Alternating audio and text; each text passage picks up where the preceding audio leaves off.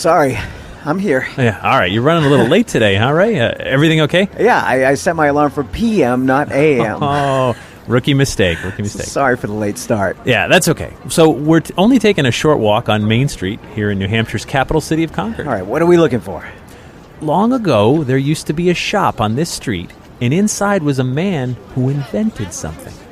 An invention so awful, so diabolical, so gruesome, that it would defy both God and nature. And its successors would go on to torture billions of people around the world.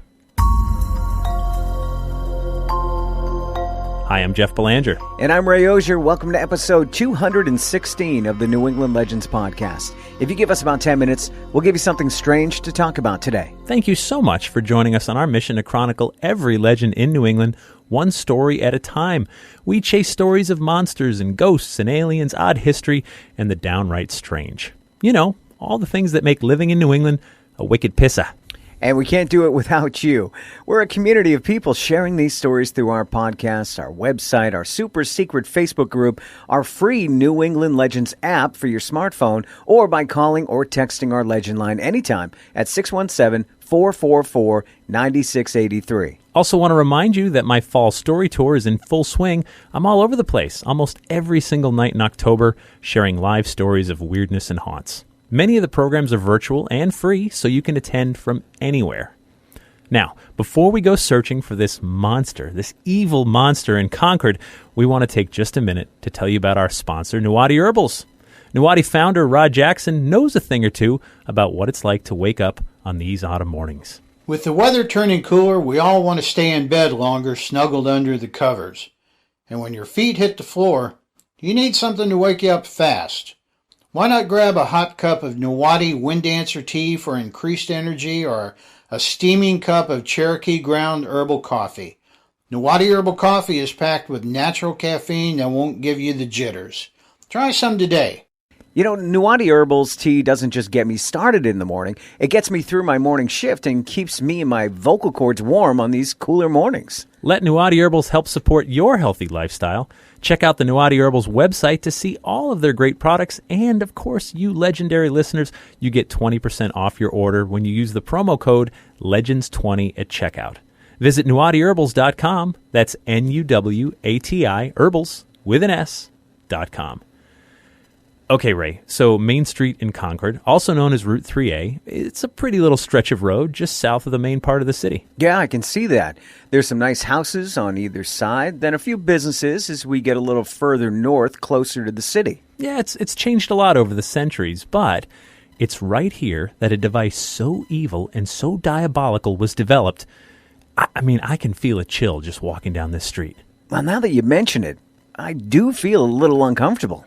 Then let's head back to 1787 and meet the maker of this torture device and see how it was built.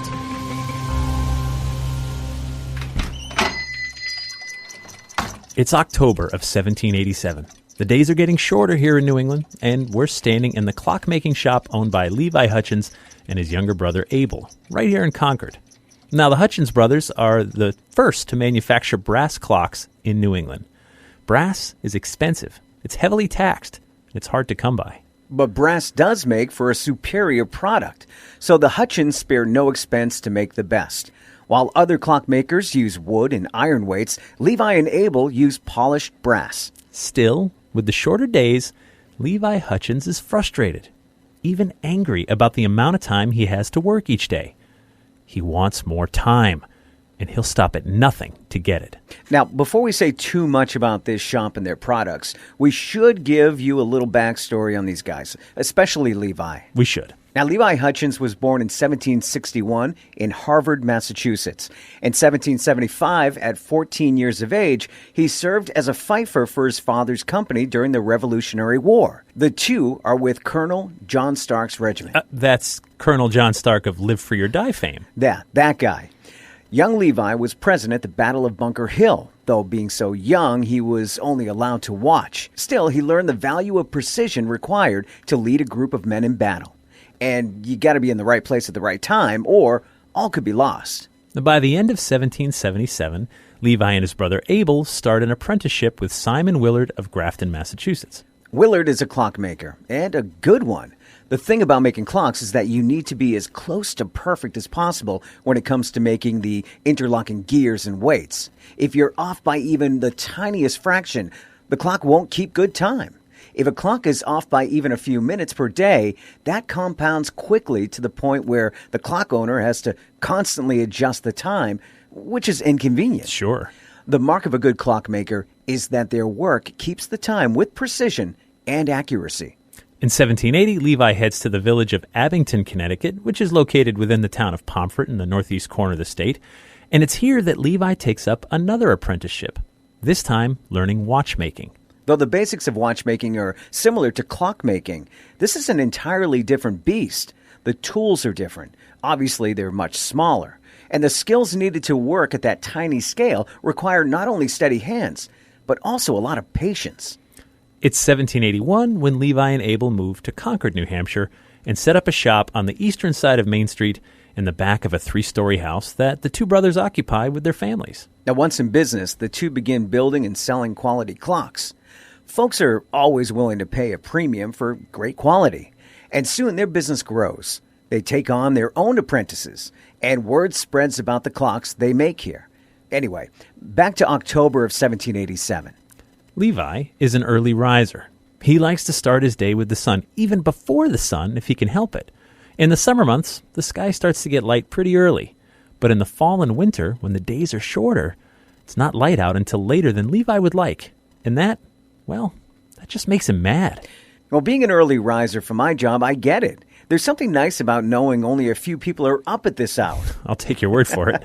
You can get work done without interruptions. I understand. I get it. Losing that early morning time would make me mad, too. In Levi's fury over this incredible inconvenience with the sun rising later than he would like, he sets himself down in his workshop and starts tinkering. Like some kind of mad scientist, he becomes singularly focused on this task. He's building a machine intended to defy both God and nature. But he doesn't care. He's a madman now. And his brother, Abel. How appropriate. Abel, just like the biblical man killed by his brother Cain. Abel is worried about Levi's mortal soul. Yet he understands there's no point in getting in the way of this creation, or he too may wind up like his biblical namesake. The tinkering and the building goes on for days. Levi can only be pulled away from his work for occasional food and sleep. Nothing is going to stop him. Pretty soon, the pieces are coming together. There's a wooden cabinet, 29 inches wide, 14 inches deep. Inside is a mirror, no doubt intending to force the creator, Levi, to look at himself as he prepares to unleash this abomination on humanity. He adds a weight here, turns a screw there, then leans back to admire his work. It's finished. The only thing left to do is test it. But that'll have to wait because it's getting late and Levi is exhausted. So he retires to bed.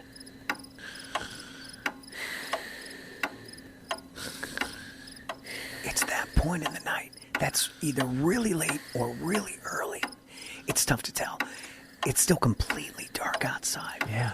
What time is it anyway? It feels creepy with us standing here watching Levi sleep. So the clock reads 3:59 in the morning.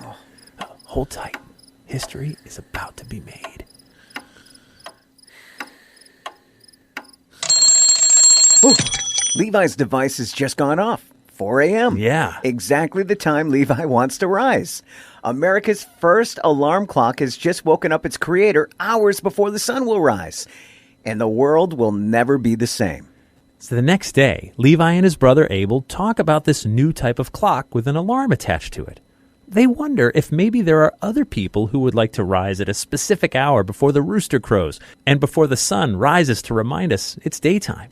You know, other people who may want to torture themselves out of blissful sleep. There's all kinds of applications for this new kind of clock. There's maritime applications for people who might want to rise before the tide.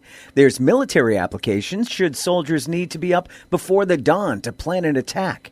And of course, there's other kinds of people like Levi and like me who need to be up before the sun for their jobs.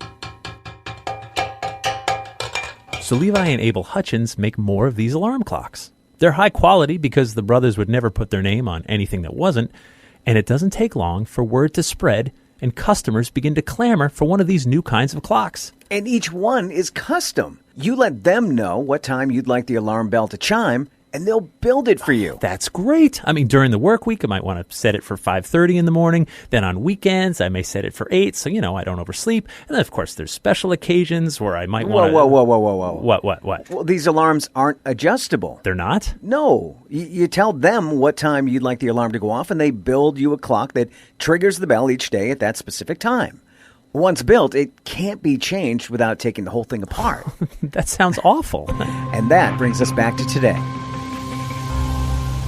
Levi and Abel Hutchins eventually dissolved their partnership and went their separate ways. Levi relocated his clock-making shop to the north corner of Main Street and Warren Streets, which is a fine little section of downtown Concord today. Levi eventually retired and lived to the ripe old age of 93 years before his time finally ran out. Oh, I see what you did there.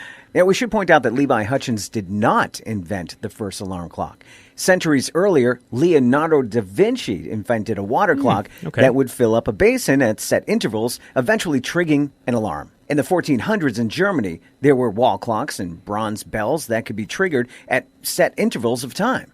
But the first American alarm clock goes to Levi Hutchins. Levi's design would be improved upon in the decades after he introduced his alarm, including the ability to wind up the clock and set the alarm to any time you wish.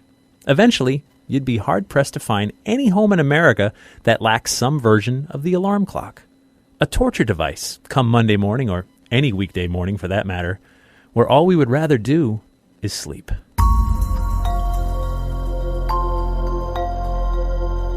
A torture device that rules my life each and every day that I have to get up to do this radio thing long before dawn. Thank you, Levi Hutchins.